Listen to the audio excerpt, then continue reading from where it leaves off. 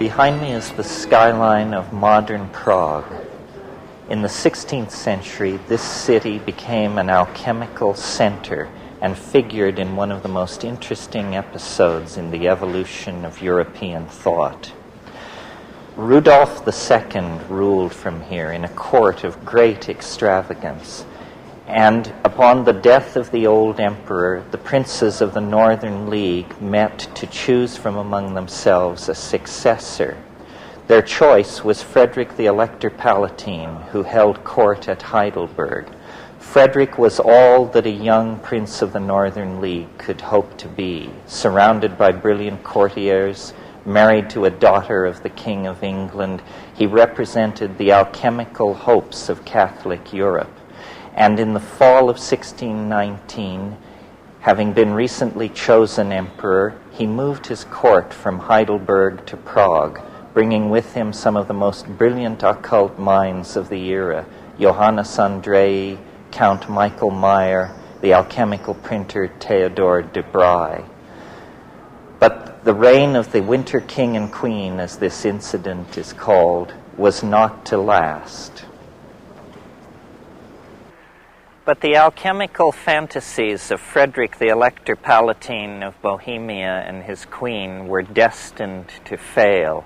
For by the early spring of 1620, a local bishop had raised an army and had been joined by Habsburg troops who laid siege to Prague. And that siege, after a number of weeks, succeeded. Among those taking part in the siege was a young French soldier who had been wenching and traveling across Europe in the style of the times, René Descartes, destined to be the founder of modern scientific materialism. I like to think that perhaps Descartes actually encountered his bête noire, Michael Meyer, Prince of Alchemists, in the confused situation that prevailed when Prague fell. For Meyer was lost in the siege of Prague, never to be heard from again. It's instances like this in the history of European thought that have inspired a group of American thinkers to form the Bohemian Institute of Prague, a think tank, theater group, and video production center to be established here in Prague and to celebrate the occult and spiritual heritage of this great city, a city which, had its alchemical visions been completed, modernity would have been a far different affair. Alchemy is an ancient art, one of the magical arts associated with dyeing and the gilding of metals, and tracing its origins back to ancient Egypt. But its modern culmination is here in the city of Prague, where in the 16th century, under the patronage of the Emperor Rudolf, the great alchemists of Europe gathered and pursued their art. Including Kepler.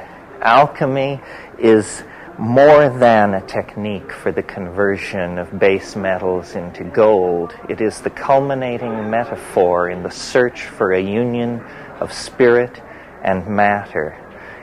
And whether or not this union was ever achieved is as mysterious as much of the rest of this ancient city. But whatever the success of the alchemists, they provide us with a metaphor for spiritual transformation that is extraordinarily applicable in the modern era. It was for this reason that the Swiss psychologist Carl Jung made alchemical motifs as important a part of his theory of the unconscious as the contents of dreams or folklore. You see, before modern science, the separation between observer and observed was more naively understood than in our own world. And the alchemist, staring into the swirling content of his retorts and his alembics, was seeing in his own imagination not the processes of natural chemistry, but an intermingling of psychological processes and material processes in a domain of epistemic confusion that we have grown distant from. Nevertheless, the legacy of our own science is one of pollution of the earth, toxification of the oceans. Something has been lost from the Western vision of nature by the exclusion of the notion of spirit. And it's fitting that in an effort to recapture that lost something, we return to Prague, the center of European occult thinking and a beacon to any future thinking on these matters.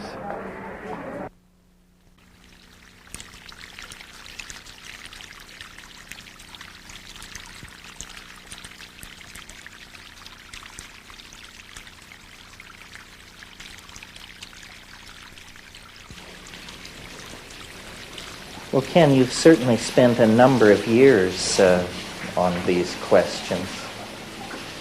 I'm talking with Dr. Kenneth Ring. We're in the Prague Botanical Gardens. Dr. Ring is the author of the Omega Project and is the world's leading expert on the near-death experience. Ken, I know recently you've been interested in UFOs. How did you get from UFOs or from near-death experiences to UFOs? That seems quite a leap. Well, on one perhaps mistaken day, I picked up a copy of Whitley Strieber's book, Communion, came out some years ago, and though I had no interest in fact, an aversion to UFO studies, I found that some of the effects that he was talking about of those experiences seemed very reminiscent of those that followed NDEs, and so I wanted to explore the connection. Why do you think that these abduction phenomena never happen to what I would call smart people? In other words, it's always some poor soul who lives in a trailer park who has this happen. No, I don't think so. I think that there are people who have these experiences that come from a pretty wide swath of the social register, up and down. What I found in my studies is that actually the people who are prone to these experiences are folks with a troubled background. They often report traumatic childhoods. They report sexual abuse, stressful childhoods. They're people who, even as children, seem to be susceptible not to fantasy, but to alternate realities. Not everybody is equally likely to have this kind of experience. I don't think these folks are pathological or come from some particular social stratum, but they have particular kinds of psychological characteristics that predispose them to have these kinds of experiences. How do you relate this phenomenon to your own field of expertise, which is the near-death experience? What I found is if you look at the phenomena themselves, they seem extremely different in terms of their feature surfaces. What you look at the near-death experience, it's a very blissful experience, it's very beautiful, people have very many positive things to say about it. You look at the abduction experience, people are traumatized by it, deeply frightened, disturbed by it. They seem at antipodes, but if you look at the structure of these experiences, the structure is the same. They have the structure of shamanic journeys, of initiations. You're taken from the ordinary world, you're taken to another world, you learn things, you are transformed in that world, and you bring back those transformations with you. What I found was that the same kind of background that's typical for people that report UFO encounters, not limited to, but including abductions, is exactly the same kind of profile that you find for people that have had NDEs, near-death experiences. Same kind of person is prone to them. So I talk about an encounter-prone personality who's susceptible or vulnerable to these kinds of experiences more than the average person. But the key thing that relates these two phenomena, and perhaps others like them, are the transformations that tend to take place in the lives of people afterward. People with both kinds of experiences say afterward they're more appreciative of life, more appreciative of nature, they have a deeper feeling of self-worth, they are more compassionate individuals, or less materialistic. They're more spiritual and not necessarily more religious. In fact, they may be less religious, but they're more spiritual. They're more psychic. They're more intuitive. What seems to be the outcome of these experiences is however different the experiences themselves may be in their content, the effect is the same. You go through an ordeal of either nearly dying or the shock of a UFO encounter, and you're changed by that experience. Like Nietzsche said, that which doesn't kill me makes me stronger. These people are stronger spiritually. They seem to function at higher levels of intuitive understanding, of psychic awareness. It's an expanding experience for both. Well, is there? It's interesting that the personality profile is the same, but in one case, the reaction is positive, the other negative. Do people have near-death experiences without coming near to death? Sure, there are lots of ways, and I think the near-death experience is misleading because it implies there's something unique that happens at the point of physical death or when people enter clinical death, and that's not true. There are many different pathways that lead to essentially the same experiences without having to throw yourself under the tires of the nearest oncoming truck. Many different ways to get into this kind of experience. So relate it a little bit to the psychedelic experience. I'd be happy to. I think that I've talked with a lot of people, I'm sure you've talked to many more, who have had high-dose LSD sessions or other kinds of psychedelic sessions who have told me, in effect, well, I never came close to death, but I know exactly what you mean when you talk about a near-death experience because I've had the same thing. The out-of-body experience, the feeling of moving into a beautiful, radiant, illuminated space, the sense of being flooded with total universal knowledge, of being transformed in the instant and bringing that transformation back. To me, it's like the light or spiritual reality or whatever this thing may be called is available all the time. There are just different access routes to it. The psychedelic is clearly one aspect, one route that leads to that destination. The near-death experience is another. People following a spiritual path and deeply committed to it could have the same kind of revelation, the same kinds of insights. So I think that, it's a question of equifinality, many different pathways leading to the same destination and the same transformative effects. That's what I think is important about those experiences. Well, now we've had psychedelic experiences and near-death experiences presumably for millennia. Is this abduction thing new, or are we just getting the old stuff repackaged in a funny way? Well, I think that it's related to things that have always happened to humankind. Interaction with the invisible world of spirits. Your phrase, I think, was sylphs of the air, the elementals, the fairies. Folklore, I think, is certainly related to this particular phenomenon. However, even among folklorists like Eddie Bullard, for example, who's the one who's looked into this most closely from the standpoint of the UFO abduction phenomenon, there seem to be aspects of this experience that make it unique unto itself, make it similar to the folkloric experiences of former times, and yet it's in a kind of technological gloss. I think maybe because the alien is kind of the mythic archetype of our time, it's not fashionable to see angels and spirits and demons anymore, but, the myth of the extraterrestrial is everywhere you look.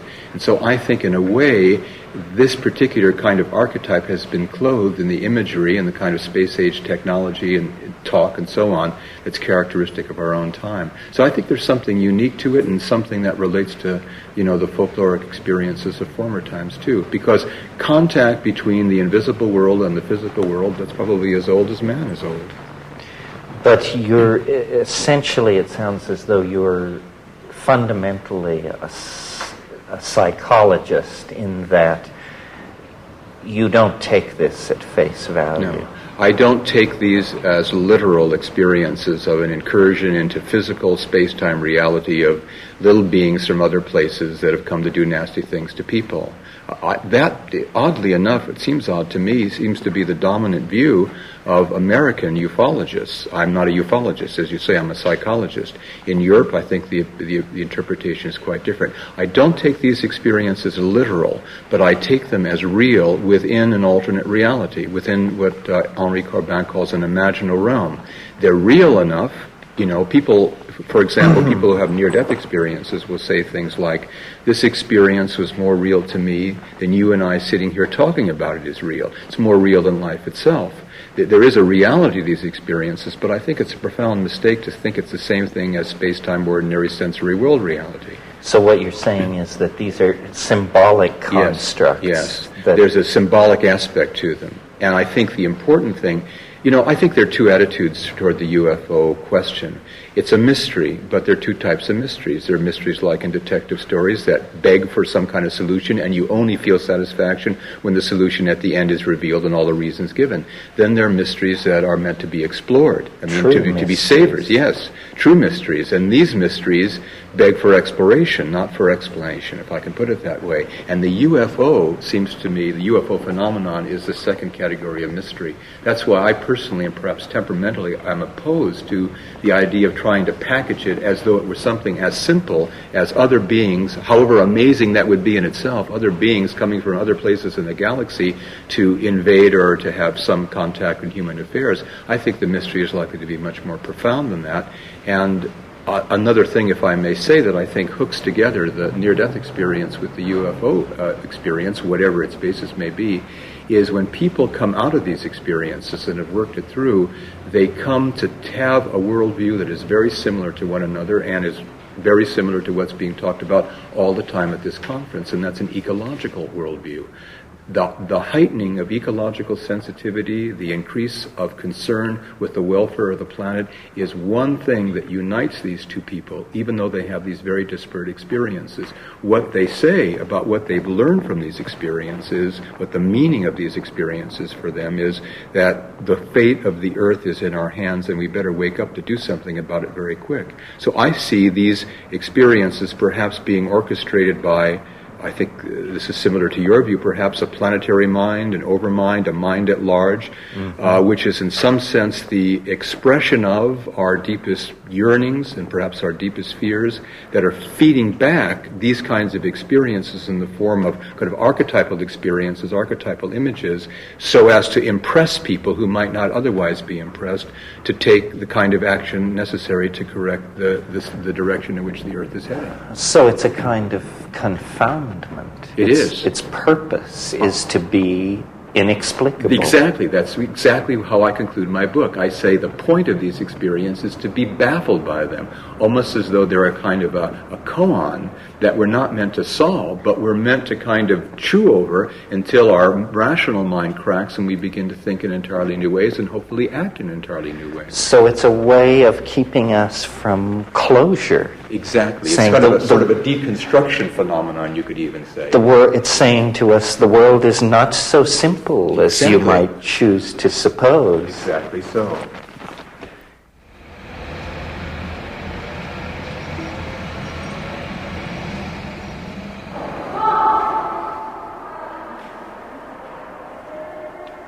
We're going to be talking with Rupert Sheldrake, one of Britain's most controversial natural scientists. Sheldrake is the proponent of a theory called morphic resonance. He believes that the presence of the past actually impinges on processes in the present and the future. In other words, our world is as it is because of how it once was. This is not a genetic theory, not a theory of natural selection, but a field theory which holds that actions and situations in the past are able, through the mere act of having happened, to shape future and present events. Rupert, this immense Baroque building is the Museum of Natural History in Prague, and I wanted to bring you here because I thought it would be an appropriate place to discuss your ideas, because after all, a museum is a kind of archive of morphology. Exactly. With these stuffed animals and skeletons are like photographs, snapshots of forms frozen.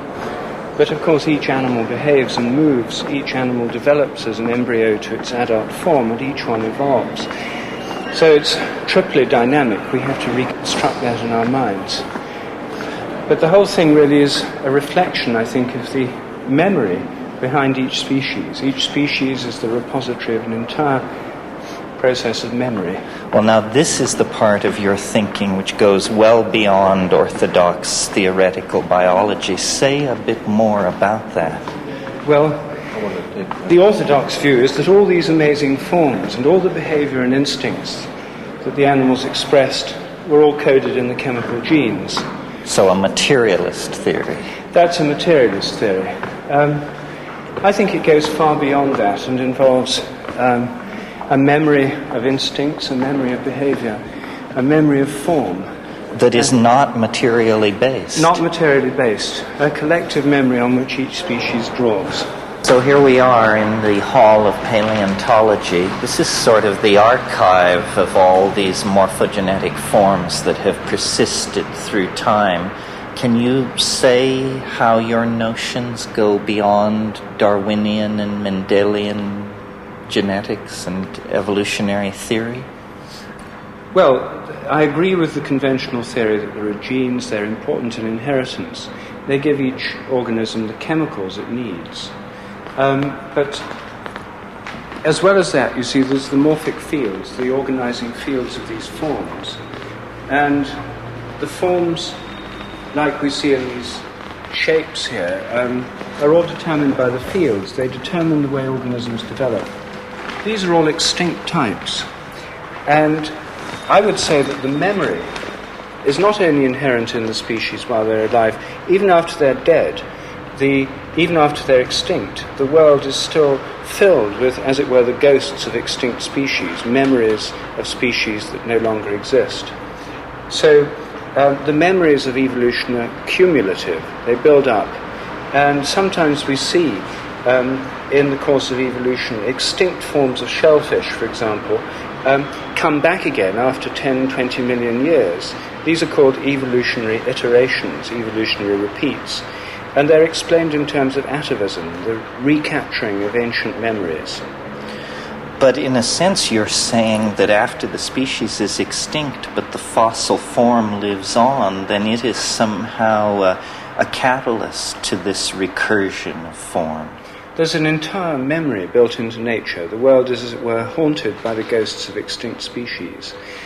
Each species is influenced by all the past members of its species, but behind that, all the forms that have gone before, which is why, in the course of embryonic development, we see echoes of the embryonic forms of remote ancestors, the way that we developed through a fish-like stage with gill slits and so on.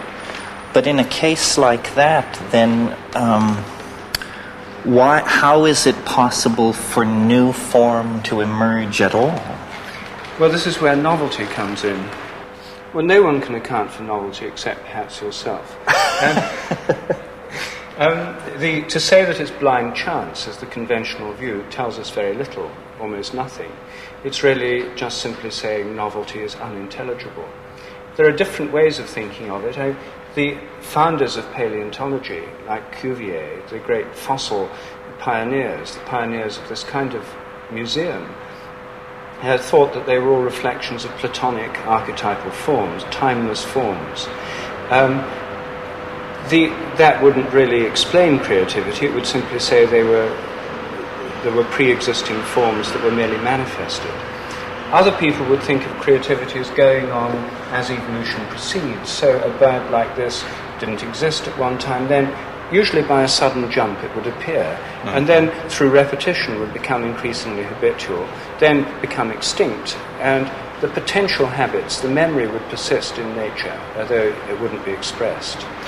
Well, tell me this. Do you think that a person holding this point of view has a license for more optimism than people who are trying to operate in the ordinary scientific paradigm? In other words, how does this idea reflect back into the dilemma of the human world here at the brink of the third millennium? Well, several ways. Firstly, this theory leaves the nature of creativity open. It may be blind chance, but it could be anything else as well. There could be a directing intelligence. All we know is that new things appear. We don't know how they appear. Secondly, it tells us that habit is a very important principle in nature, and it makes us aware of the importance of our own habits, personal and cultural. But thirdly, the theory tells us that when new things happen, by morphic resonance they can spread around the world much more quickly than they might otherwise be able to. And this could be a ground for optimism. It means that change can happen faster than we might otherwise believe. And change fast change seems to be very necessary if we're to survive. So what you're saying is we don't have to rely on mechanisms like cultural diffusion or direct communication.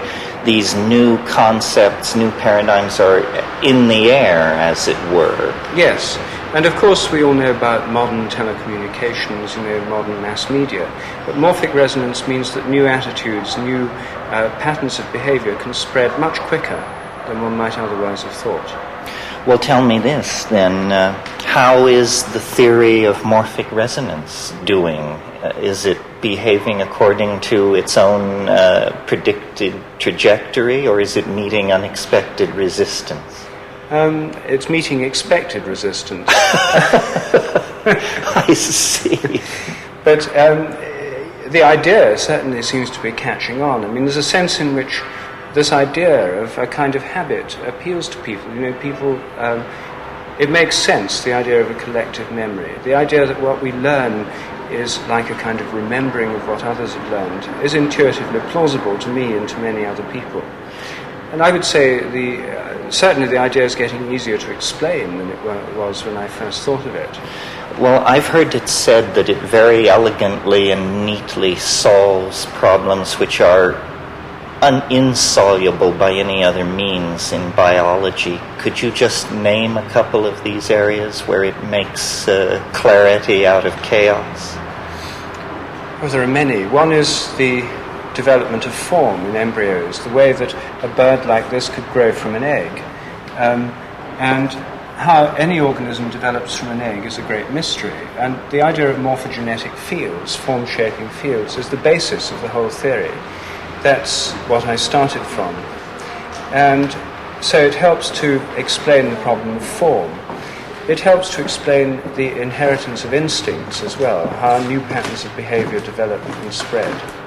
So these are two of the areas that it helps. So is it the non-material presupposition that makes it so difficult for orthodox science to accept this into its canon? Yes, it's the idea of a kind of non-material memory on which each member of the species draws and in turn to which it contributes. It's very like Jung's idea of the collective unconscious. This is an idea that's in one form familiar to people already. But because modern science is steeped in a kind of materialistic way of thinking, the idea that everything has to involve material and material transfer is very important for a lot of scientists. Of course, in the light of modern physics, it's a very old-fashioned idea. To get a television program from the transmitting station to the receiving set doesn't involve couriers carrying cans of videotape. It goes through as vibrations through a field. And I think that radio and television have broken us out in our everyday thinking from the 19th century materialistic paradigm, because fields and vibratory connections through fields are now the stuff of everyday life. And the idea that all forms of information transfer have to involve material is no longer tenable. But many people's scientific thinking, including that of many scientists, is still locked into a kind of 19th century materialism. Well, probably because the theory of genetics has been so successful, and it is a theory of material particles. It sounds as though biology has been dragging its feet somewhat behind physics in terms of its acceptance of field theory. Well, modern neo-Darwinian theory is based on the discoveries of geneticists in the 1910s and following Mendel in the 1850s and 60s. And it's based on old-style atomistic particulate theory. The whole basic way of thinking was formed long before quantum theory came into being. It takes almost no account of modern developments in physics. It takes almost no account of modern cosmology, the idea that the laws of nature could evolve along with the cosmos. It's locked into an earlier form of classical physics. And I think that what I'm suggesting is much more in accordance with the modern spirit of physics, whereas most of biology is still an attempt to reduce the phenomena of life to high school physics, which is essentially classical physics of the 19th century type. Well, essentially you're attempting to go beyond reductionism, yes, it sounds. I think so. And what are your expectations for success? In other words, are there experimental strategies which are supporting this point of view, or is it largely theory? Where do you stand with it? Well, experiments are going on in the realm of morphic resonance, principally in the realm of behavior at the moment, animal behavior, human behavior. But the theory applies to crystals as well as to plants and animals.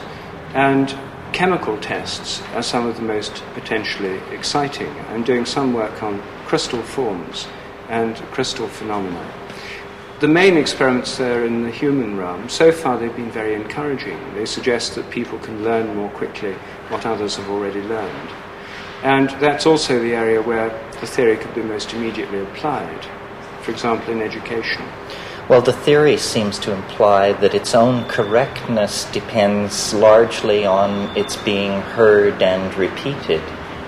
Well, the theory implies that the more it's heard and repeated, the easier it will be for people to get to grasp the theory, to understand it. Yes, that's true. And so it seems to be. So it seems to be.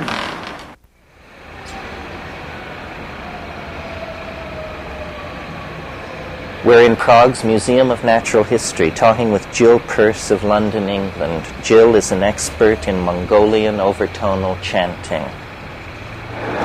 So, Jill, tell me something about your work with sound.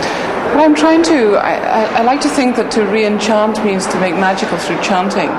And what has happened to our society is we've become disenchanted, which literally means that we've stopped chanting. And this has been a gradual process in what we call the developed Western society. The more developed our society, the less we chant and sing.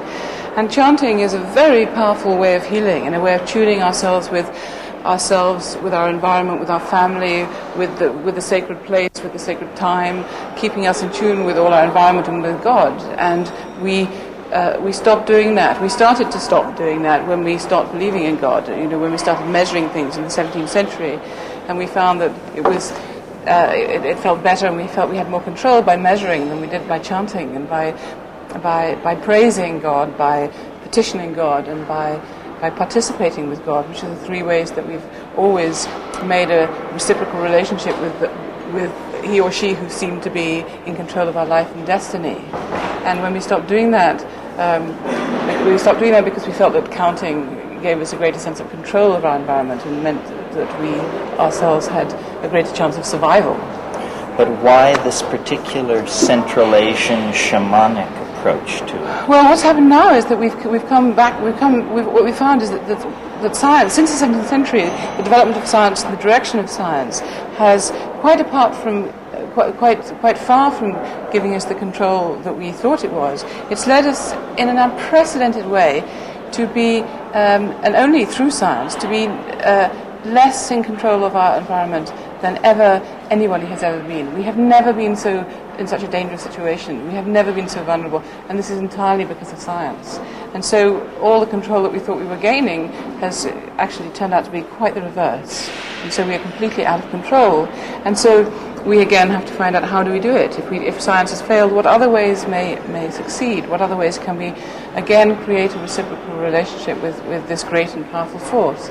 And so we have to look at the old traditions, and do we go back to being good Christians, good Hindus, good Muslims, or good Jews, or do we try and, if we're a Hindu, become a Muslim, if we're a Buddhist, become a Christian, if we're a Christian, or do we try and reinvent it all? Or the problem really is, what song do we sing?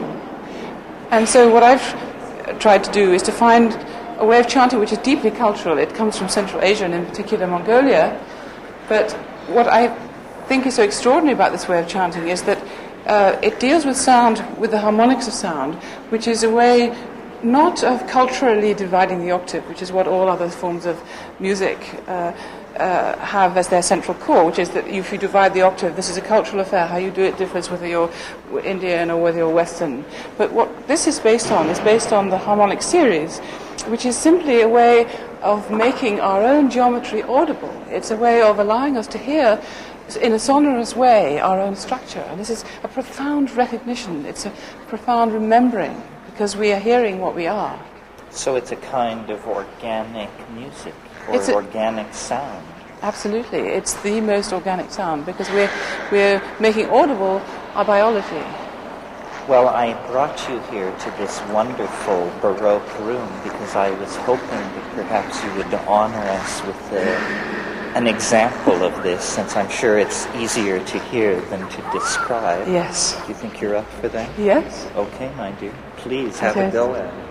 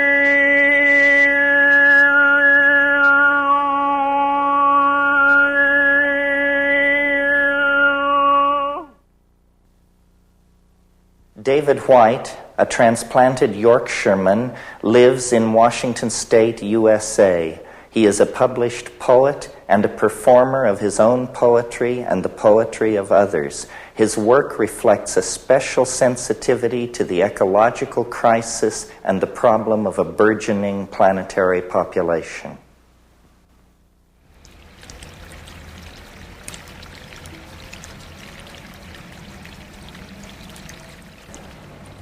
You mentioned this concept, the ecological imagination. Yeah. So obviously this is sort of the distillate for you of some of your thinking. Yes. So say something about it. What is it exactly? Well, it's an imagination where the image itself has many different realities constellated within it.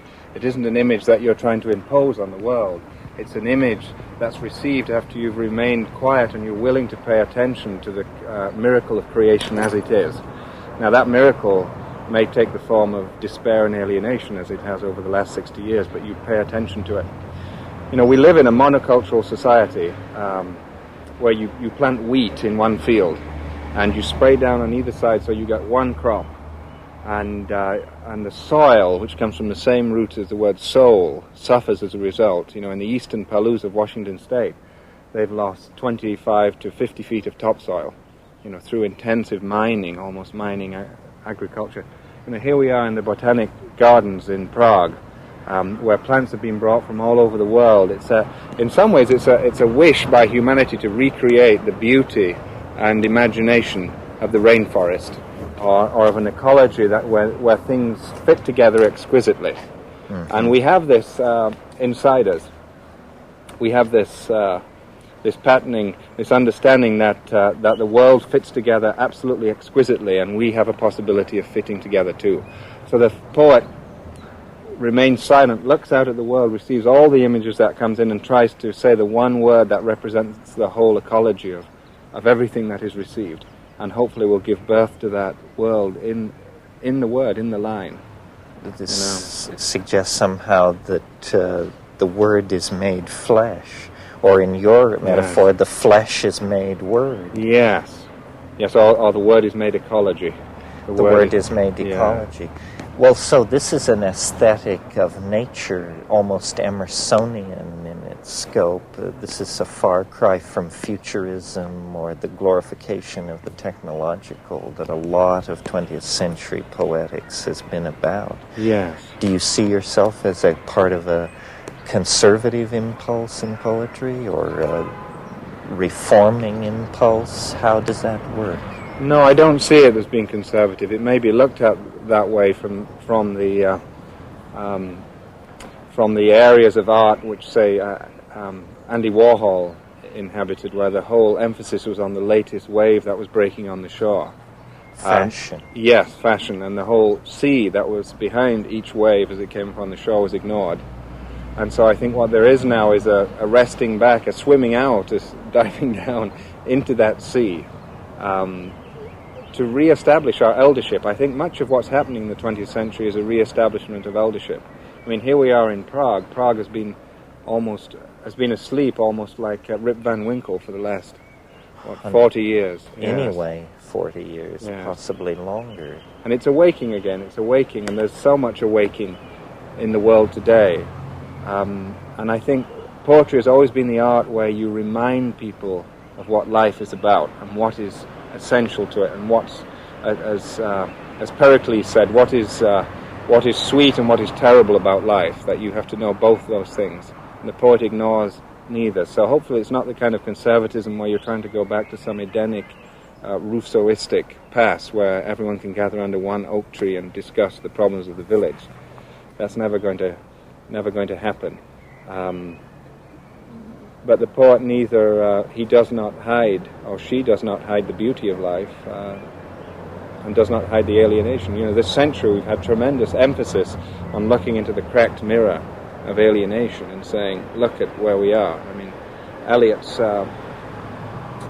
The Wasteland was all about that. But there's another side to it too. You can only do that for so long, otherwise you have no more impetus to go on. That there has to be, let's go up here. Yeah. There has to be some kind of healing. There can only be so much of this existential angst and... Well, you see, Sartre, he came up to a tree, you said, and he put his finger on the tree and he said, life is absurd because I cannot understand that tree, I cannot get my soul into that tree. Well, the Zen patriarchs have been talking about this for 1,500 years, and you weren't supposed to get your consciousness into the tree. You were supposed to pay such tremendous attention to the tree that it came to find you. Yes, Sartre said nature is mute, which is to me one of the most amazing statements any 20th century philosopher has made in terms of defining alienation. I think that would have to be it. Well, I don't think the French have been very successful with their philosophers over the last 350 years. They're welded to materialism. Well, so at this conference, there's been a lot of talk about hope. Where do the poets come down? Are you singing a funeral dirge for a world passing away, or is this the bright birth of the new young prince? Well, hopefully neither in some ways, because you simply have to speak life as it is. So at this time we're speaking tremendous change. We're speaking the stakes are very high. You can fail in life. An individual human being can fail in life. A species can fail in life. I mean, in some ways we always live out our destiny. No matter what we do. It just depends what level you want to live out that destiny. Do you want to live out your destiny on the level of frustration? Because you can do that. Or do you want to step further and deeper into it? So poetry always says the stakes are very high. And it relies on the fact that life itself is magnificent. You speak about the magnificence of life. Not in a Pollyannish sense, or in a sense in which you're going to ignore all the difficulties and terrible beauties of life, but in the sense that it's magnificent because you can fail at it, and we as a species can fail. So the hope of the poet is that you can speak to the magnificence of life such that people will be reminded that life is magnificent and you can fail at it, and the stakes are very, very high, the stakes of your life. So that's almost a bardic manifesto. Well, do you feel moved to speak some poetry? We'll move from talking about poetry to speaking poetry. Yes, well, we spoke about the tree earlier and having the world come and find you, and I'm reminded of a very simple poem, but this is a very powerful poem for me. It's a teaching story, actually, out of the Northwest Indian tradition, where the story is there to tell a young boy or girl what to do when they're lost in the forest, or to answer the question. When the young boy or girl asks the question, what do I do when I'm lost in the forest? The elder tells this story. It's been rendered into marvelous modern English by David Wagoner, who has the chair of poetry at the University of Washington in the Northwest United States. And it's a very simple poem called Lost.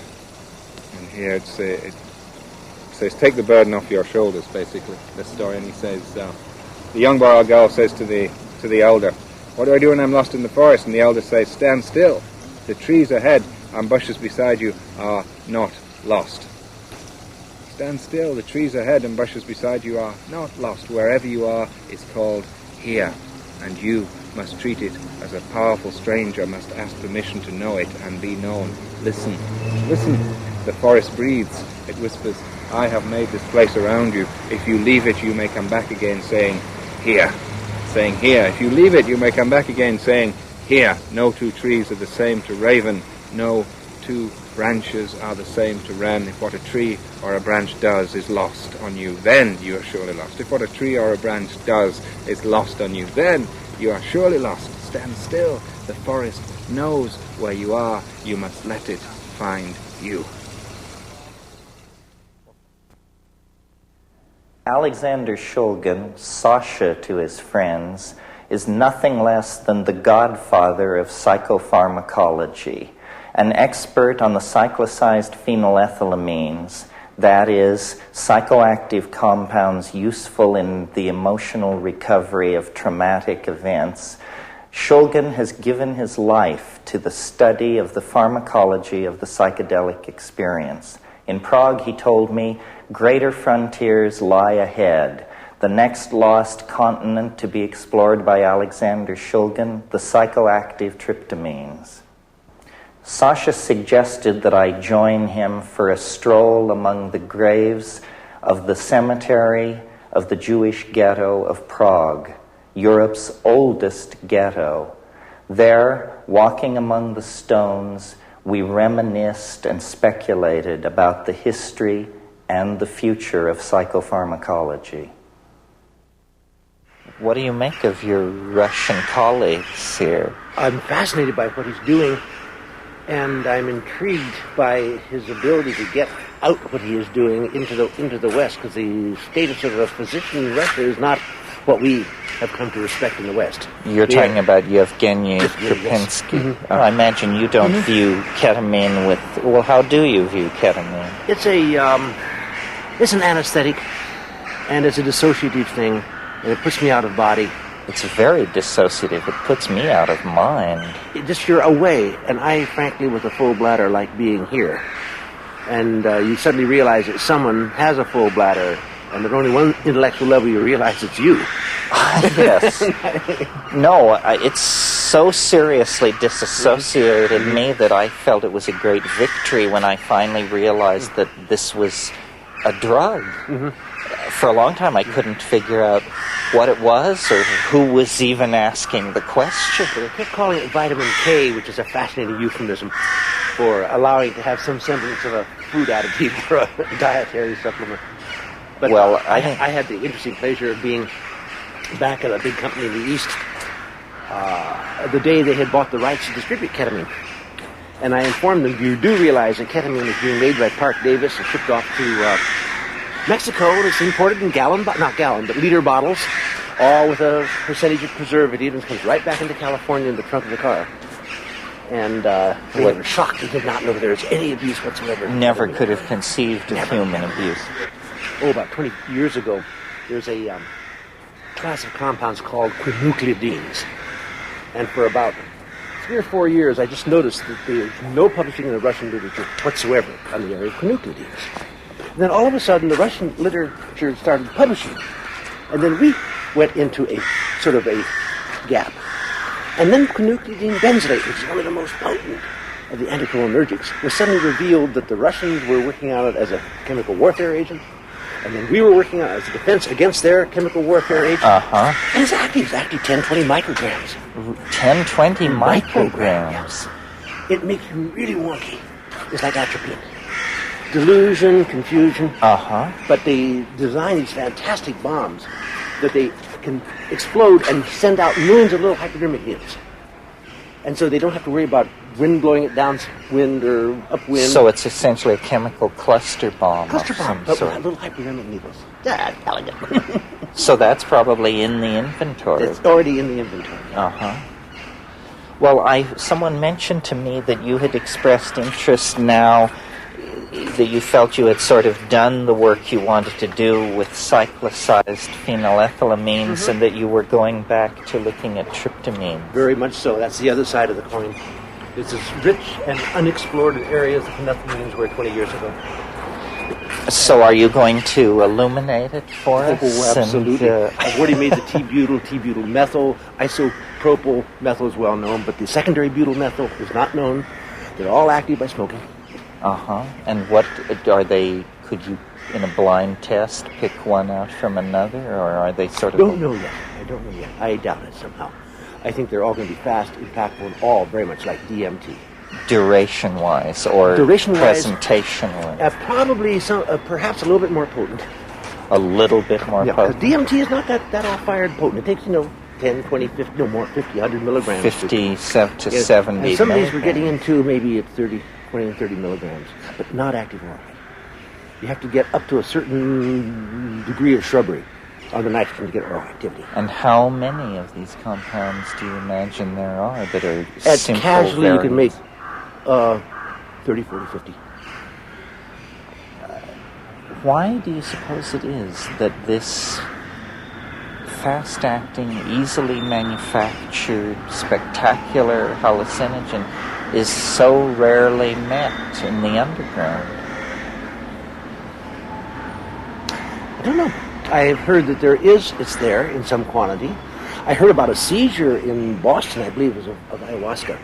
And they seized it on the basis that it contained DMT. Right, that was the Santo Daime people from Brazil. But, we live in a society where people jump out of airplanes and hang by bungee cords over bridges. And DMT, which is always described as an easy synthesis, It's extremely easy. is just not there. It violates one of these economic laws, basic laws, Gresham or Graham or somebody. Something that I've always wanted to ask you, which is, unlike me, you seem remarkably resistant to what I call the implications. I mean, how can you just do these things over and over again and not be nutty as a fruitcake? So? Well, are you? I think I relaxed in any event. But unlike me, you don't feel the need to rave about that aspect of it. Not particularly. I'd rather quietly stay half in the closet and continue doing what I'm doing. But you've probably seen more uncharted internal landscape than half of mankind put together. I mean, that would not be an immodest claim. They're a little bit charted now. Well, a very little bit. Very little, that's right. But the seeds are there to be used by anyone else. That's the reason for the book, just to get it all recorded into a documented form. But it always puzzles me. I mean, I think Hoffman and Wasson, and certainly to some degree Schultes, to some degree you, everybody says, well, I'm just a humble botanist, or I'm just a hard-working workbench chemist. Nobody wants to actually say, this must be very, very important. Because it's so uniquely beyond ordinary expectation. Yes, but the importance is going to take a long time to realize. What you can't build without the tools, and you have to have the tools, and these are the tools that allow the building to be done. I'm not a builder. I'm a tool maker. And that's probably one of the reasons I've not described a lot of landscapes. Others see them differently. If we could compare it to the invention of the telescope. Probably within 50 years of the invention of the telescope, the major solar system new paradigms were put in place. This seems very elusive. It seems hard for us to go beyond simply saying it exists, it's really far out, and then we sort of fall silent. What do you think about that? I think the silence is in part imposed upon us by a very unsympathetic authority body. And maybe it's just as well, because that way a lot of work can be done and sort of recorded for posterity. And the time the pendulums swing, they will swing back. And the time will come when this work will be used, research will be done with these tools that will be great. Well, obviously you believe in it strongly. What would you say to a critic who said, what's so great about this? Are you and your friends in any significant way different from the rest of humanity? No. And I don't see why it would be critical. I'm not offending him. I can see no way in which I'm offending him. I'm quietly doing my little alchemist thing at home. But you really must think that it does make a difference. I think it does. I think it will. It will. I don't think it does now. So we really are cursed with being pioneers.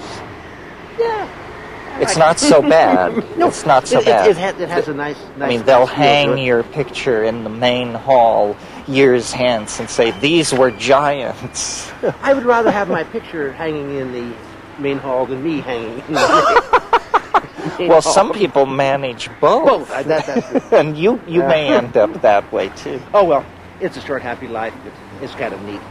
Well, But this is your territory, too. What's your feeling? Do you feel that that's a fair... I think that I have always, from the very first psychedelic experience, had the uncanny intuition that, yes, this has been around for 50,000 years, but it's somehow going to be critically important in our lifetime, that we will need it for something, maybe just to think our way out of the mess that we're getting into. Well, okay. But if it's needed, we have it. Yes. That's the beauty. The tool is there for the time when the need is obvious. And this may be our lifetime. So essentially what you're doing is you're placing tools on the shelf. Mm-hmm. Screwdrivers for screws that haven't been invented yet. Exactly that. Except it's a good tool. Its use will depend upon someone who has that particular view of need. Mm-hmm. Well, it's a wonderful thing. Where do you hope to be in 10 years or so with all of this? Have you Probably starting on a third book. Do you think, I know you're working on a book about legalization and... Not actually. I'm working with a group who is more or less funded to make arguments that would be raised, to address arguments to be raised in a legalization process. What would be the answer of how drugs would be legalized? How would they be made available? Should it be an open supermarket? It should be under some sort of governmental control. And it's a research, more than that, a policy group Studies. setting up for that. I think it's futile in the present state. In terms of practical impact. I don't think anyone's going to seriously entertain legalization. So it may be a fuel process, but it's a fun process, because in the process you begin evaluating your own relationship to drug law, drug regulation, drug control. If you were in charge of it, how do you see it happening? I mean, are there drugs you would keep legal, or do you think it should be... What I would do if I were running, I would keep certain laws that would protect people of innocence. I would have absolutely no drug with children who are of too young an age. God knows what that age may be. 16, 18, 21. Maybe alcohol modeling. Right. Absolutely unallowed giving drugs to anyone without their consent. Naturally. Informed consent, knowledge, education. I would make absolutely available at all levels without propaganda, restriction, information that is factual about drugs. Then I'd open the drugstore. And you people, would they overuse? Maybe. But I think that would very quickly dampen itself out to maybe about what we have now. But you have removed the criminality, removed the violence, removed the entire social disruptiveness that these drug laws have caused. Would you encourage the government to see these drugs as a vehicle for gaining tax revenue, or do you think the government should stay off that? Probably some tax revenue would be valid, as with other drugs of abuse, other things of abuse. Similarly to alcohol and tobacco. It's a good model, and perhaps it's a valid one. Well, that's pretty much what I suggested in my book, but I agree with you that it's easy to sit down and come up with a fine plan, overcoming the political hurdles of an American... Too many people have too much to benefit on the laws being what they are and even becoming more intense. And until you change that motivation, that reward... Yes, well, the most cynical and the most naive people in America are keeping the drug problem going. The most cynical by dealing and importing drugs, and the most naive through the kind of Christian terror of... Look at the monstrous industries that have been built up with it. The drug urine screening, shameful. Right. But they're multi-billion-dollar things. This kit, that GCMS, this instrumentation, these people who make little wax urine bottles. It's becoming... There's no justification for urine screening at any time of anyone under any circumstance on a random basis. Well, and the notion that in a democratic society people would get into that kind of thing is incredible, I think. It's completely contrary to the principles of that society. The assumption of innocence. We blew it because it's not in the Constitution. Right. It should have been in it, but it wasn't. Right. But taking a urine sample on a random basis is an assumption of guilt.